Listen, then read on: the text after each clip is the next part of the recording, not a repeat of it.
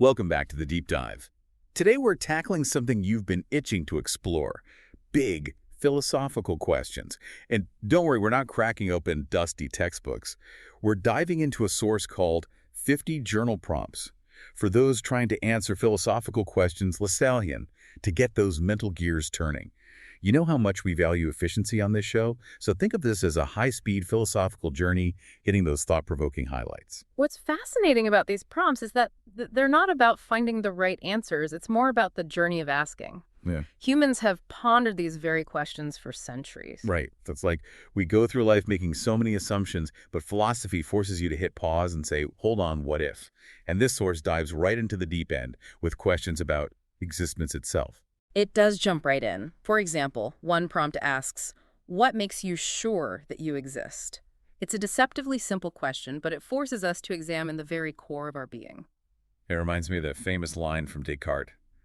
I think, therefore I am. But it's not just about philosophical jargon, is it?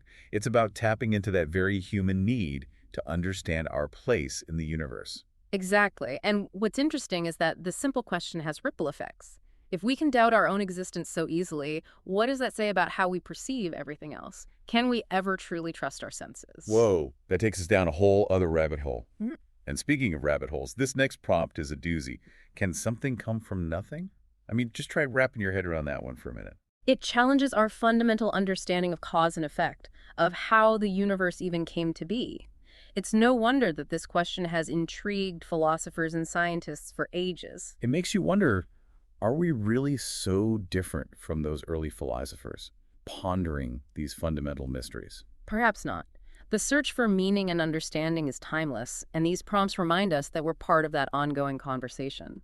This next prompt always gets me thinking, do you think animals are aware of their existence like humans are? I mean, do our pets look in the mirror and think, that's me? It's an interesting thought experiment. Observing animals often makes us reconsider our own perception of consciousness. Do they experience self-awareness in the same way we do? And if so, what implications does that have for how we treat them? Those are some heavy implications. It reminds us that exploring these philosophical prompts isn't just about abstract thinking. It can have real-world consequences.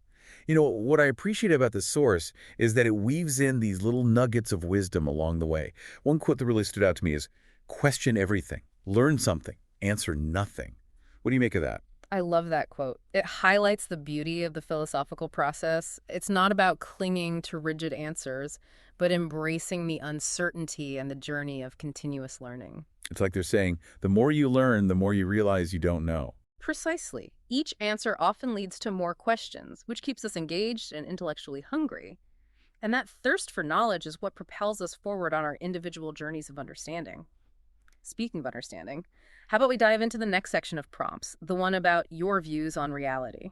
Ooh, things are about to get meta. I love how this section takes us from pondering our own existence to questioning the very fabric of reality itself. It's like stepping through the looking glass. This section challenges us to question our perceptions, our assumptions about the world, and even the nature of truth itself. Okay, I'm ready to jump down this rabbit hole. What's the first reality-bending prompt we've got? This one's a classic. How do you know your perceptions are real? It immediately makes me think of that iconic scene in The Matrix with the red pill and the blue pill.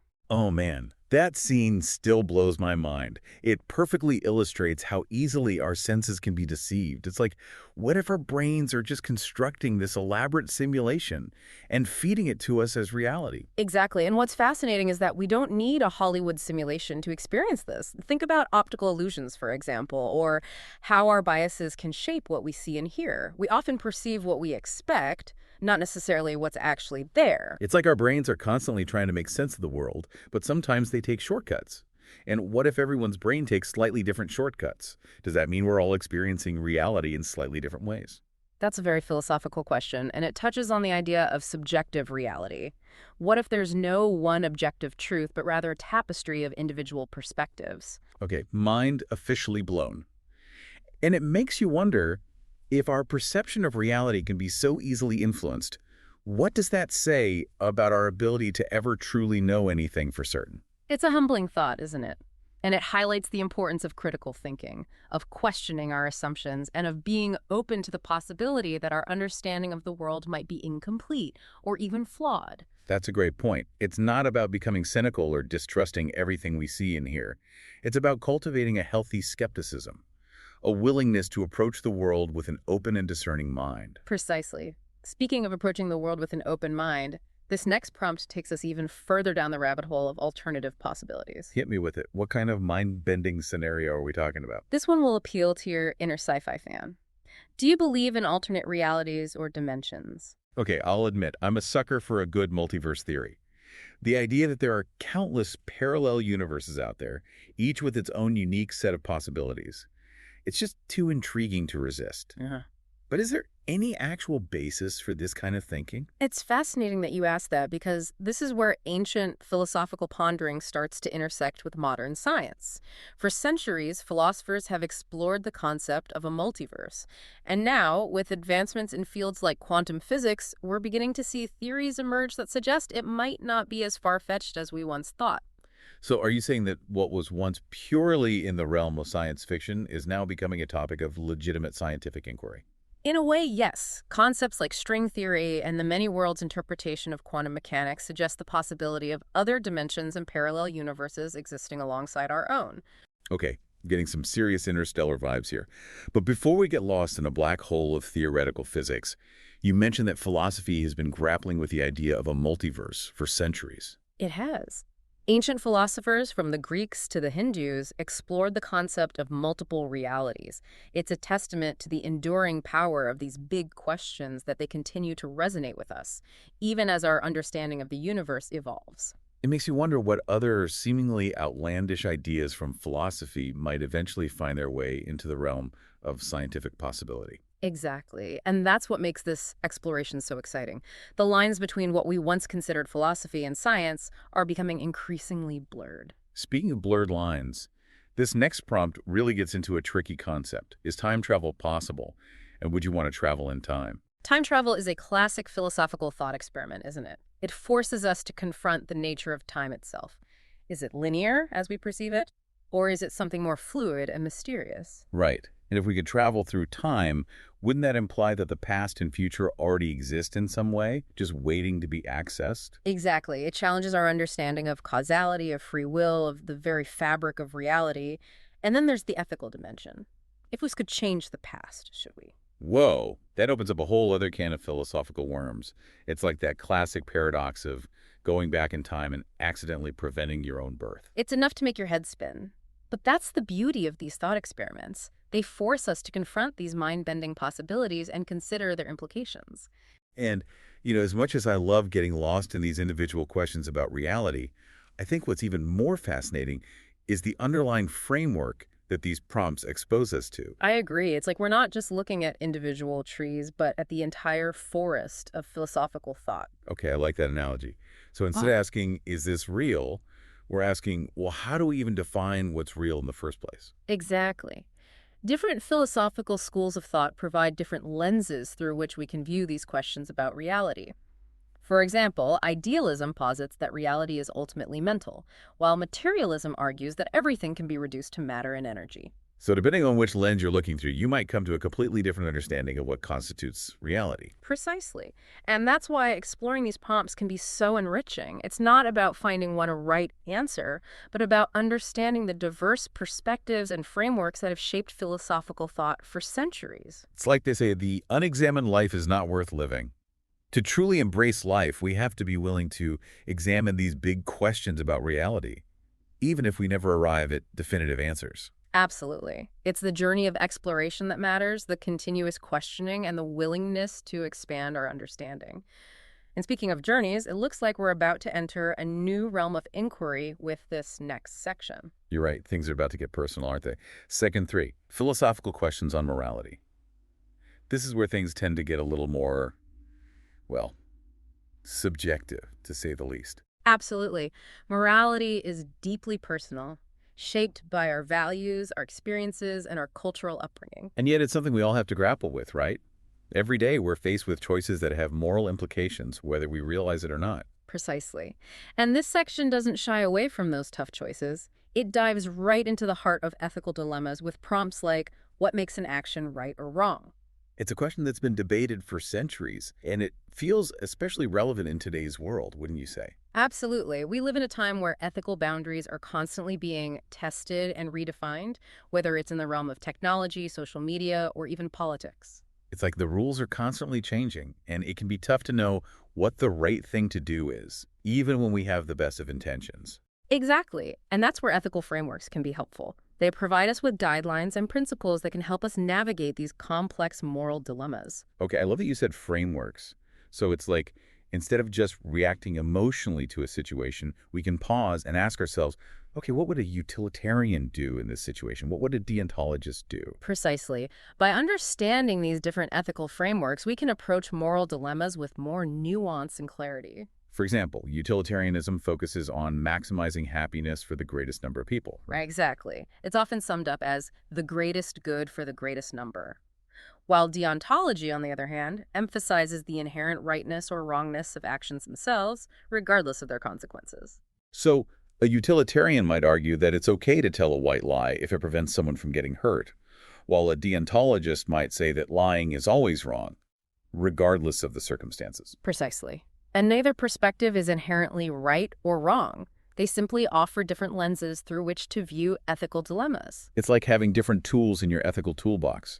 You can choose the one that feels most appropriate for the situation at hand. Exactly. And sometimes just having the awareness of these different frameworks can help us to make more informed and compassionate choices. This next prompt always sparks debate. Should everyone have the right to speak freely? Now, more than ever, we seem to be grappling with the limits of free speech, wouldn't you say? Absolutely. It's a complex issue with no easy answers. On the one hand, freedom of speech is essential for a democratic society. It allows for the free exchange of ideas, which is crucial for progress and innovation. But on the other hand, words have power, and they can be used to incite violence, spread misinformation, or harm marginalized communities. Precisely. And this prompt challenges us to consider where we draw the line between protecting free speech and preventing harm. It's a balancing act, isn't it? And it's one that requires us to be both thoughtful and compassionate in our approach. What I appreciate about these philosophical prompts is that they don't provide easy answers. They challenge us to think critically, to question our assumptions, and to engage in a respectful dialogue with those who hold different views. Absolutely. And it's in those moments of discomfort when our beliefs are challenged that we often experience the most growth. It's like that other great quote, dare to think for yourself. It's a reminder that true intellectual freedom comes from being willing to question everything, even our most deeply held beliefs. Exactly. And that brings us to a section that encourages us to do just that, exploring self and identity. I love how this section brings us back to ourselves, because that fundamental question of who am I? It's like after exploring all these big ideas about reality, morality, and the universe, we're finally turning the lens inward and examining our own place within it all. It's an important shift in perspective, isn't it? Because ultimately, all of these philosophical questions are filtered through the lens of our own individual experiences and identities. And this section dives right in with that deceptively simple but incredibly profound question. What makes you you? If you had to sum up your entire existence in a single sentence, what would you say? Wow, that's a tough one. It's a question that's both deeply personal and universally relatable, wouldn't you say? Because at our core, we're all searching for that sense of identity, that sense of belonging, that sense of purpose. Absolutely. And I love how this source doesn't just focus on the internal aspects of identity. It also encourages us to examine the external forces that shape who we are, with prompts like, how does culture shape your identity? It's an essential question because whether we realize it or not, culture plays a huge role in shaping our values, our beliefs, and even our sense of self. It's like culture is the air we breathe. We don't even realize it's there until we step outside of our own bubble and experience something different. I love that analogy. It highlights how pervasive culture is in shaping our worldview. It's like that quote, we don't know who discovered water, but we're pretty sure it wasn't a fish. Yeah, exactly. We're often so immersed in our own cultural context that we take them for granted. But by examining how our cultures have shaped us, we can gain a deeper understanding of who we are and why we see the world the way we do. And maybe, just maybe, that self-awareness can help us to be more open-minded and compassionate towards those from different cultural backgrounds. Absolutely. Because ultimately, understanding ourselves is the first step towards understanding others. And isn't that what this whole philosophical journey is all about? Expanding our understanding of ourselves, the world around us, and our place within it all. Beautifully said. And this next section takes us even deeper into the heart of that interconnectedness. Okay, I'm intrigued. What's the title of this next section that's promising such profound insights? It's called Understanding Human Connection. And I have a feeling it's going to resonate deeply with our listeners, especially in today's world. This section really gets to the core of what it means to be human. It explores those invisible threads that link us, the beautiful mess of human interaction, and the very essence of love, friendship, even empathy. And they don't dance around the big questions either. Yeah. Right off the bat, there's this prompt. What is love and why is it important? Mm. We could probably spend a whole season unpacking that one, right? We could spend a lifetime and still only scratch the surface. Love is this multifaceted, ever-evolving concept that philosophers have been wrestling with for centuries. There's no single definition, but I think that's part of its allure. It's like everyone has their own unique understanding of love, shaped by their own experiences. Yet no matter how you define it, there's something inherently human about that yearning for connection, to give and receive love in all its forms. Absolutely. And this section encourages us to explore those diverse forms, not just romantic love, but the bonds of family, the strength we draw from community, the quiet joy of a deep friendship. And it also makes us confront the flip side of that coin with a prompt like, is it possible to live a solitary life?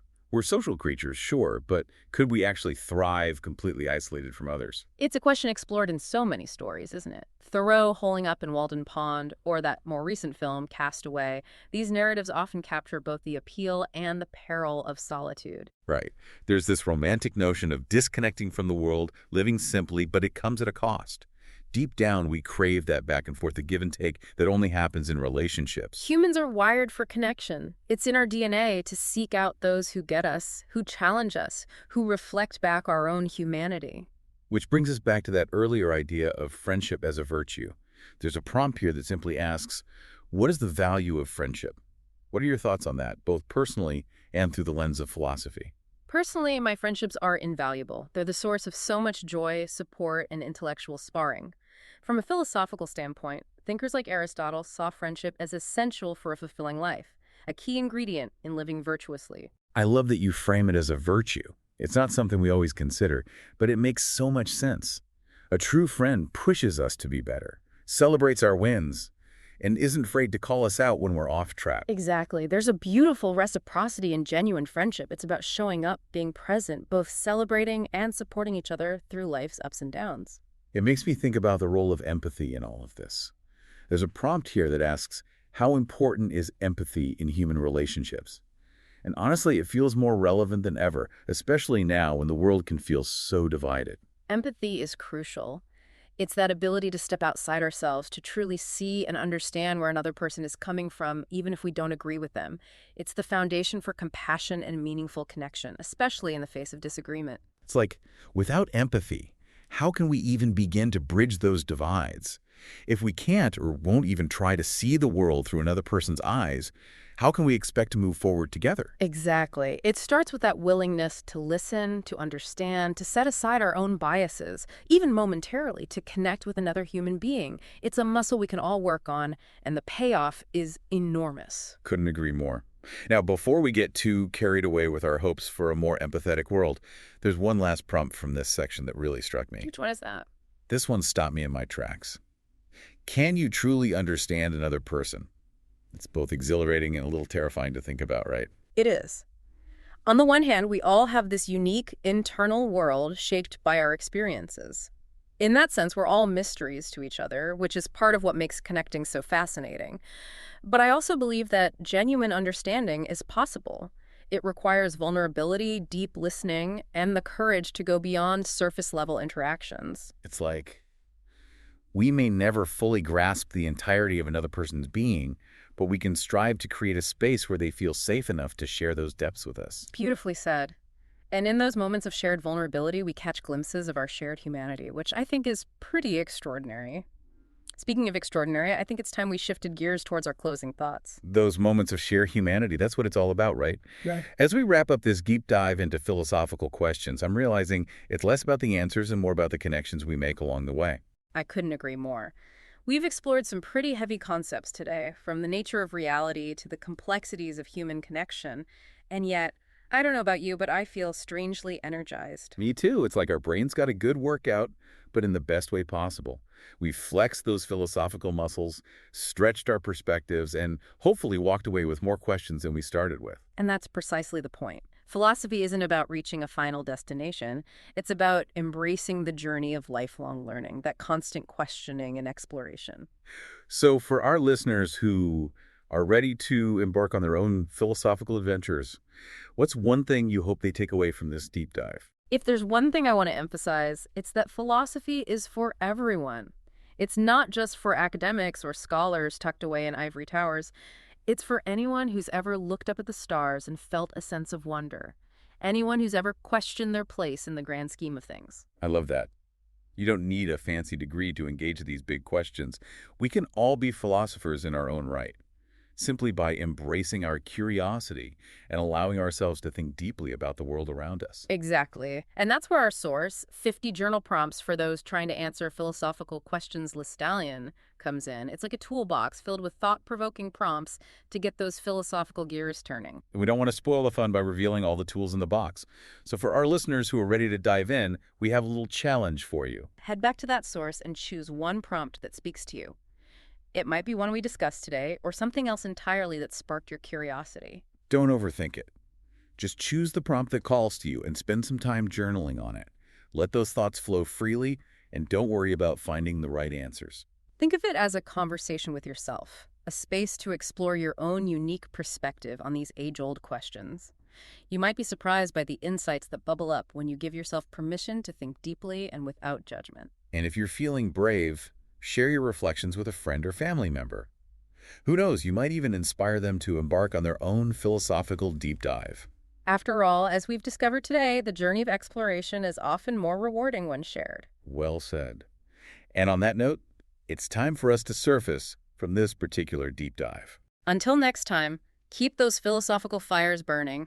And remember, philosophy begins in wonder. And as Socrates famously said, the unexamined life is not worth living.